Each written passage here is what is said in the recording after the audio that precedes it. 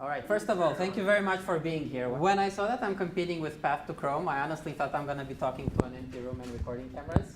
Thank you very much. I'm grateful. This is a very hard, that's a very hard thing to compete with. And if you want to remember me, my manager says I'm a weirdo because my Chrome email alias doesn't match my LDAP. All right, so today I want to talk to you about building Chrome features that store data on users' devices. And the first thing I'm going to do is convince you that it's worth paying attention to this talk. So what difficult problems we're going to tackle and why this isn't super easy, even though you've learned to read and write files and things like that in school. Then we're going to go over the storage primitives that we use to build features on top of. And then I'll give you details about two important primitives, namely SQLite and LevelDB. And this is going to be very technical. We're going to have code. We're going to look at it and get a first pass at understanding it. First of all, storage is difficult anywhere. Drives are slow. CPUs are fast. So no matter what you do, you can't make a blocking IO call on a thread that services UI. Second, computers run out of power. Your desktop could get unplugged accidentally. Your laptop runs out of battery. When they come back up, users expect that Chrome will be in a reasonable state. Maybe it lost their last few seconds of activity, but most of the stuff should still be there. Last, both hard drives and SSDs break. When they break, they lose data. We can't magically bring up dead data, but at the same time, we shouldn't crash because some file can't be read anymore. And this is hard no matter what you do, whether you're writing a server-side app or a client-side app or Chrome, this is hard. Now, Chrome has its own difficulties. If you're coming from other Google properties or from some other company, maybe you've managed a fleet of thousands of computers. Well, in Chrome, we have billions of devices, and we think of this as our fleet because we are responsible for storing data on all these devices. If you've worked on the server side, you have a data center, and your data center has a few computer configurations. They're all fairly homogeneous. You can understand how they work. Well, in Chrome, we have all sorts of computers, ranging from the Z840s under your desk to feature phones that Tal talked about earlier. So it's really hard to get an intuition for how your feature will behave on all the users' computers. Also, I just mentioned users' computers. We don't own this fleet. Unlike a data center, you can't just SSH into a computer and debug a data corruption or an out-of-memory or something you have. If you decide you're going to store more data or change your schema, you can't SSH in, run a migration everywhere, and be done. Users are going to update Chrome whenever they feel like, so their drives are going to evolve at sort of different paces, and we have to deal with that. And last, you can't just go and collect all the data you need. There are user privacy concerns, so we have to be judicious, and we have limits on how much data we can collect. With that being said, it's really, really hard to build something from scratch. So let's never build something from scratch that handles all these problems. We have three classes of primitives. First of all, there's the file system. No matter what, everything will end up somewhere on the user's file system. You know how to read and write files, I assume, so we're not going to talk too much about that. There are relational databases. And think of relational databases as your default, your go-to, your workhorse. They work reasonably well. They scale reasonably well. They're a good solution for most problems. Relational databases are fast, but sometimes not fast enough. So when they're not fast enough, we need to break out fancier tools like key value stores, where you lose some of the guarantees that you get with databases in return for raw speed. And if you're using a database, you don't have to understand too much about how a database works. But if you want to use a key value store, you need to know how a database works so that you know what you're missing out on and what you need to either build yourself or account for the fact that you're missing. So here's what a database is. You care about it no matter what, at least a little bit. SQL databases give you a powerful query language. And this is really nice if you need to iterate on your feature. You can do complex queries, multiple indices. You get migrations. If you want to code something complicated, you write more in your SQL query, recompile Chrome, and boom, your feature has been updated. You get a logical schema. So SQL is a declarative language. You say what you want, not how you want to do it. And there are powerful query planners and optimizers that turn what you want into how that's going to be done. And this matters because it lets the database technology evolve independently from your feature. In a key value store, you have to write your query by hand, like literally by hand. You iterate through the database, you get what you need, you piece it together. So you don't have that property. Over the past 5 years, SQLite has gotten about 2 times faster on some of the queries, and all the Chrome features that we built have benefited from this for free because we use SQL. You don't get this benefit if you're not on SQL. And last, transactions. Transactions are a huge thing because they let you deal with most of the problems that I talked about earlier. So transactions give you isolation, they give you atomicity. Well, they give you a bunch of stuff that's commonly called as ACID, and that makes everything a lot easier to reason about. So whenever you write to a database, you think in terms of a transaction, and then that transaction either happened or didn't happen. And that's much easier than thinking of, when I wrote to this file, did this sector make it to disk or not? When power went out, did some writes go out of order? What data got corrupted? So on. Databases give you transactions. Very good. Databases are massive beasts. I think SQLite has, what, 200,000 to 300,000 lines of code. The API alone is thousands of lines of code. You can't read that in a few days.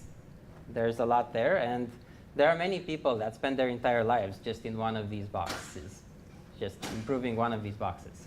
And again, if you're using SQL, you don't care. If you're not using SQL, for any of these boxes that you lose, there's something real that your feature loses. And maybe you care about it, maybe you don't. If you care about it, you'll have to code it by hand. If you don't care about it, then you have to reason in your design why you don't care about it. So especially if you're not going to use a SQL database, come back to these slides, go through everything here, make sure you've thought about how you're going to deal with that problem. And spoiler alert, in the past, we've ran into pretty much every problem that's here when we didn't have the right box there. So these are real things that were problems in Chrome. All right, SQLite in Chrome. Who has written SQL before, just out of curiosity? Oh, wow, lots of people. All right. For everyone else, think of SQL as a fancier version of Google spreadsheets. So databases are tables. You write in queries that give you back tables that have rows and columns. We use SQLite.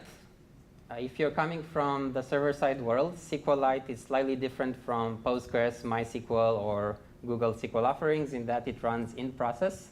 There isn't a server somewhere else. This matters mostly because if you have races that corrupt your memory, that's going to end up as data corruptions because you're going to trample over SQLite's buffers, and those buffers are going to be written to disk. So it's harder to debug things. At the same time, we really wouldn't be able to run a full SQL server on every user's device. So this is what we have to work with. SQLite is massively popular. These days, it ships pretty much everywhere. Windows ships it, Android ships it, Mac OS ships it, most Linux distributions ship it. It's on iOS, it's everywhere. And this means people understand how it works. You can get books on it. You can get Stack Overflow answers about when things break. Very well understood. That's good. If you have a query that just relies on the SQL standard, it will work. When you write your own queries, you're probably not going to look up the 2,000-page standard and see if your query matches the standard. You're going to try it out. If it works, good.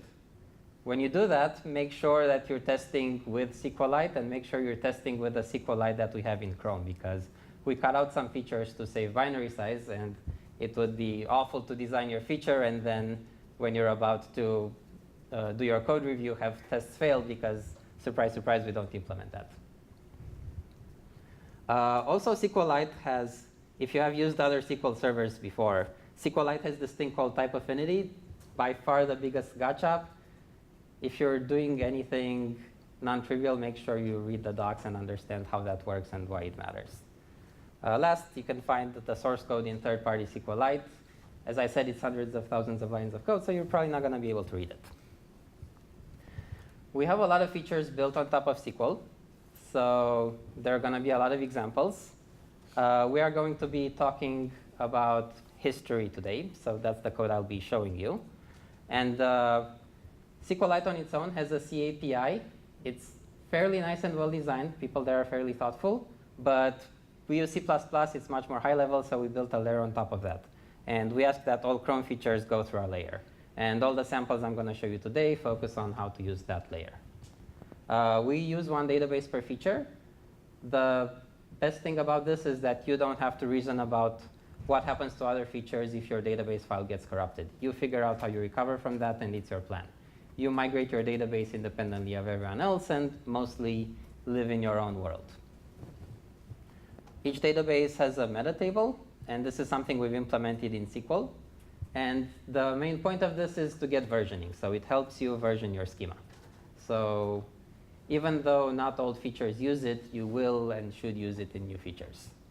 And we generally try to avoid really fancy SQL features for portability and just because not everyone knows a lot of hardcore SQL. So don't use triggers.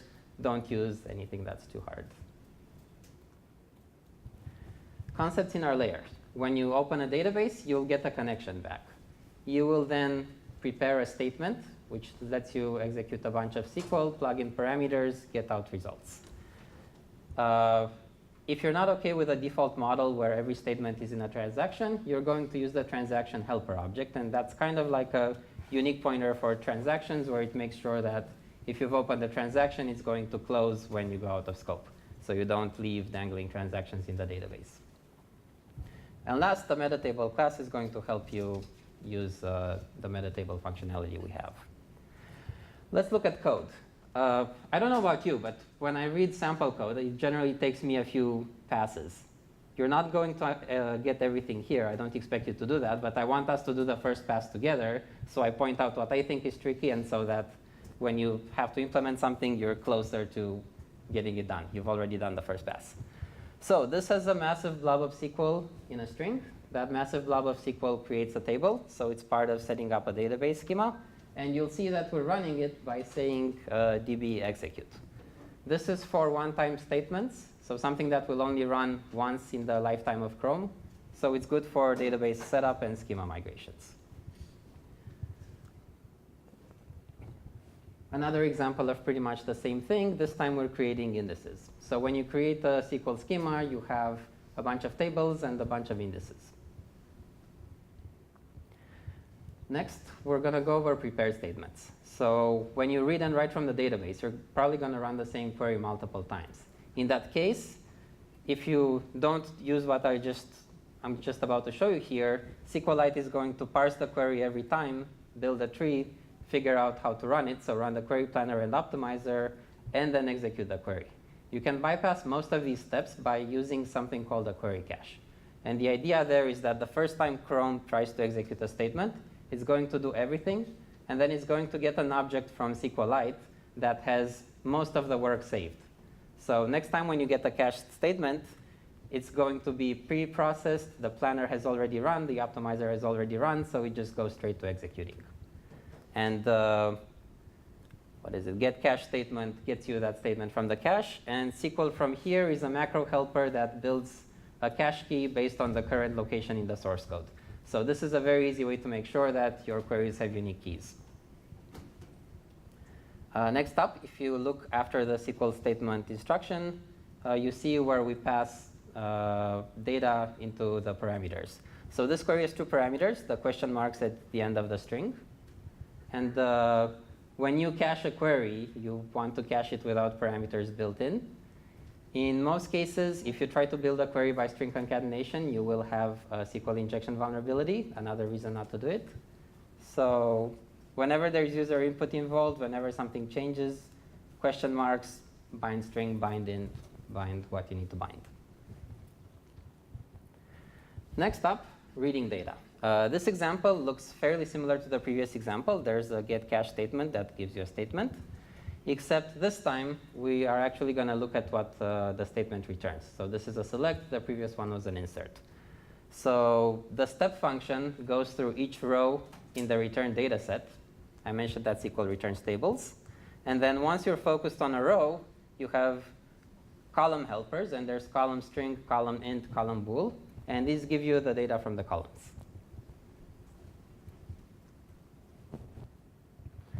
And last I mentioned a lot of problems that have to deal with working with storage. Most of the problems come together in the setup phase where you try to open the database. So here's where you're going to deal with I/O errors. Here's where you're going to deal with schema migrations. Here's where you're going to deal with recovery. So most of the code is boilerplatey. I would like in the future that this isn't the case, but for now, I'll walk you through what the boilerplate looks like and what it generally accomplishes. First of all, we set up the connection, plug in a bunch of magic numbers. You shouldn't need to learn what the magic numbers are. Talk to us if you need help. It's, like I said, mostly magic. And then you call open that succeeds or fails. So this is how you open your connection to the database. When you open the connection, you give it an error callback. And this callback gets called whenever something goes wrong as your feature is being used. And the boilerplate code for the callback runs some recovery code. And sadly, this recovery code isn't going to save you now. What it's going to do is make sure that next time Chrome runs, the database is in a reasonable shape so that maybe there won't be errors again. So if there's a transient error, we're not going to have the user stuck forever with a dead database. And the general pattern for error recovery is that you run a helper that we have that's called should recover and recover that does some magic. And then if that worked, you can keep using your database. If that doesn't work, you're going to delete the database and start over. This works very well for caches because if you have the cache, that's great. If you don't, it's terrible, but not the end of the world. It doesn't work so well if you store things like user preferences. So there you're going to have to reason about what happens if I really lost everything. And we can't help you there because we can't magically bring the data back from the dead. But we can try. At least we can make a few tries before we give up. All right, schema migration. Lots of it is boilerplate code. So there are three main cases to think about. The happy case is when the user started Chrome after an update, and you're going to do a forward migration because you added something to your feature. The more challenging case is when the user didn't start Chrome for 2-3 years, and now they're starting it again. Lots of versions. You have to do a lot of updates. At some point, we say enough is enough, and most features say that if you haven't used Chrome in more than 2 years, you get a blank slate, and that's acceptable. For less than 2 years, we generally want to be able to migrate the schema. And the last case that you need to handle is that the user switched from, say, beta to stable. So that's actually a version rollback. And in that case, the database is too new. And we say that we don't support this and it's best effort. We want to not crash if the user rolls back a version. But in general, if you added a feature, it's fine to wipe the database and say, look, we're going to start over. All right, and this is all boilerplate for doing what I just said. When you do migrations, it's important to do them this way. You have migrations that go from one version to the next one. Don't attempt to skip versions, because once you have a lot of versions you need to handle, you want your migration code to be order n, where n is the number of versions, not order n squared. So always do one migration at a time. And if they fail, well, you give up and start over. All right, and this is how you've initialized the SQL database. I showed you everything. This is what you need to do to use SQL. Let's go to LevelDB. So LevelDB comes from Google. It was extracted from Bigtable. It's a really awesome piece of technology with a lot of caveats. So once you learn how it works, it's great. If you build a feature on top of LevelDB, you should budget some time to figure out how it works and build a bunch of things by hand. So let me try to give you a heads up about what you need to budget for. So at the high level, LevelDB is super simple. Each database is a map of string to string, and the keys are sorted, and that's about it. What this means, there's a small API. You can actually go through the code and read all the include files that make up the API. This will take 1 to at most 2 days. You cannot do this for SQLite. It means you have to think of your own keys and values and what they mean. So a big benefit of all the simplicity is that everything can be super fast. And in some limited cases, LevelDB can write up to 10 times faster compared to SQLite. At the same time, you have to wonder in your system if disk I/O is your limiting factor or if it's IPC or something else. So make sure you don't reach for it just because you see that's the next number here. On a bright note, LevelDB is designed for high throughput, so it does all the batching you'd ever need, so you don't need to think about optimizations, whereas some features that use SQLite do tend to wrap up their writes, to batch up their writes, batch up transactions, things like that. It's not a relational database, so you don't get transactions, which I've tried to praise really hard before. You don't get a schema, you don't get fancy queries. You have to write all that by yourself.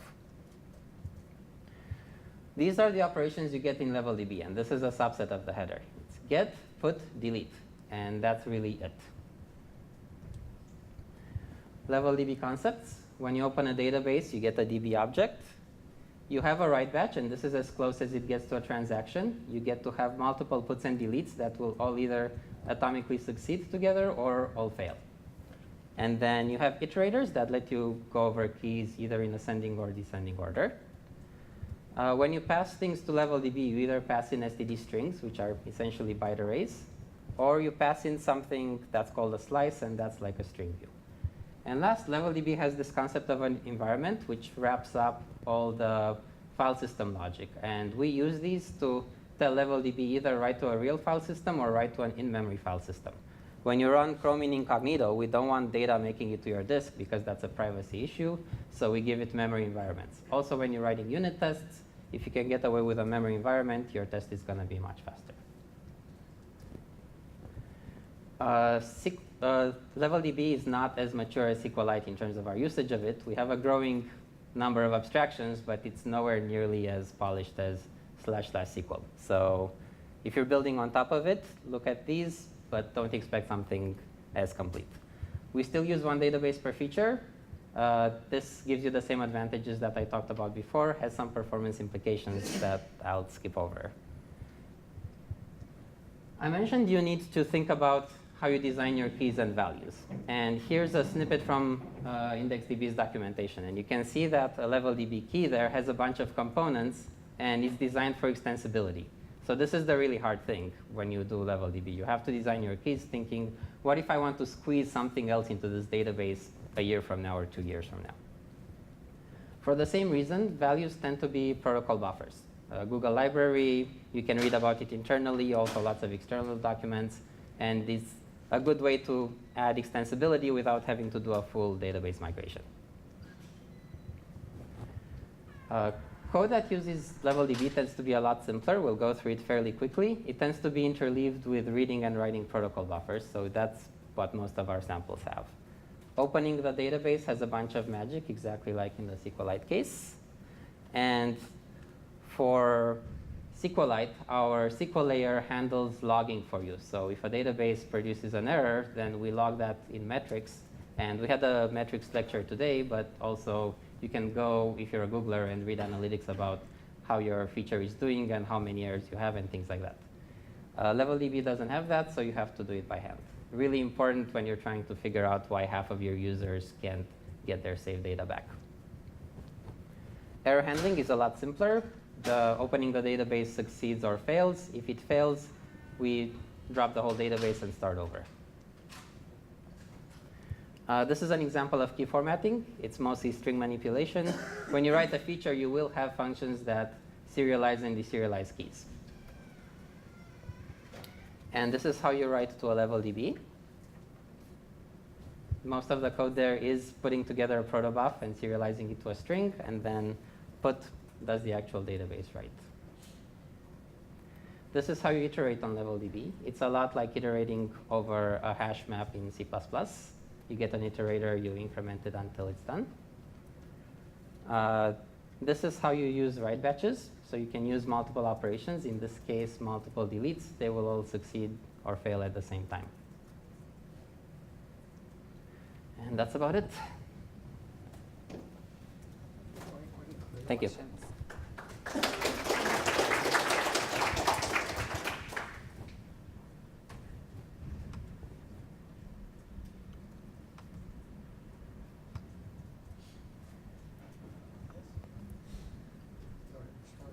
Storage, yeah.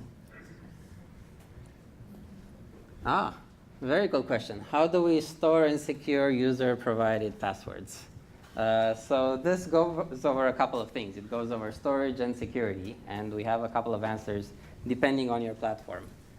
So in general, from a security standpoint, having someone else get physical access to your device is outside of Chrome's threat model. So the idea is that if you allow someone else to play with your computer, there's not much we can do there. They could change the Chrome binary and then completely own you. So in most cases, we store passwords in plain text in the database. There is an exception. I forget right now which operating system, but there is one operating system where we use built-in system features to encrypt your passwords with a key that's derived from your account password. So in that case, you lose your passwords if you forget your main login account password. So that was my question. Yes. I also added Firefox provides a master password option that gets prompted every time before you launch the app. So I think maybe that's what you're referring to. No, there's actually, so on OS X, there's Keychain, where once you log in, you have access to built-in keys. So we use something like that. We don't have their master password feature. So our approach is simply that if someone can access your computer, they can do terrible things. For one specific example, you could very quickly navigate to Gmail, open up a dev console, copy all the cookies, and now you have their Gmail. And since Gmail uses single sign-on cookies, you probably have cookies for all of their Google account. So there's not much we can do there. All right. Next question.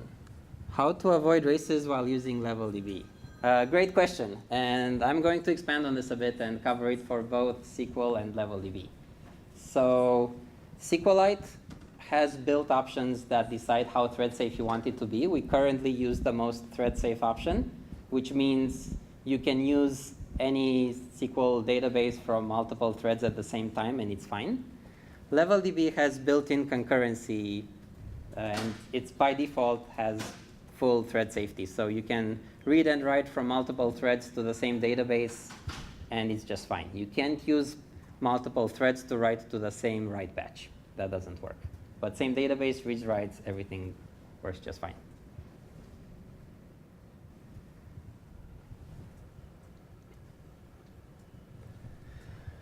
Why STD string but not vector char? Good question. So LevelDB was designed by Google's two most respected engineers, I think, Jeff Dean and Sanjay Gamawat. You'd have to ask them why they were building it that way at the time. This was one of the first open source projects from Google. So it might actually be the case that STD vector wasn't a thing then, because the C++ library evolved over time. Earlier versions used to have errors in a lot of things. It might be something like that. And why is it still that way? LevelDB wants to give people a stable API. So if your code works today, your code should work a few years from now. So this will never change for compatibility reasons.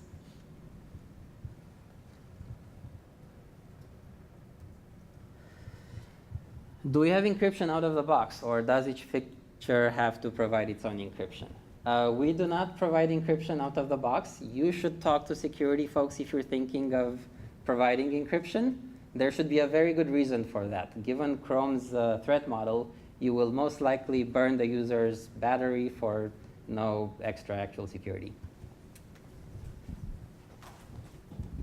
So throughout the talk, many times you said two things. First, it's magic.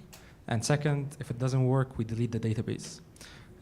So as a developer for a feature, that does not really help. If the entire thing is just magic and the only solution for me is just to start over, how is that reliable to users in any way, shape, or form? Yeah, thanks for calling me on that. So to be clear, the magic part is tuning the database. When you open the database, you specify a few numbers there. And when I say that's magic, it means if you're willing to read a lot of docs or a lot of code, you can then know what numbers should mean. And then in the end, you'll still want to benchmark. In most cases, you can get away with talking to us, telling us what you're building, and then we'll say, these are the numbers you should use. I'm talking about the recovery magic. About the storage recovery magic. Yes. OK, thanks. So it's magic in the sense that it's hard to reason about what it does and when it works, and at the same time, I guess it might not be super useful. So I can tell you right now that for SQL, what we try to do is basically walk through each table and try to recover each key and value. So we try to recover each row. LevelDB has its own thing that I don't know at this time how it works, but I can get back to you offline. So when I say magic, I mean you can probably live your life without knowing how it works. All right, thank you very much, Victor. Thanks, were there more everyone. questions? Yes. No. Next.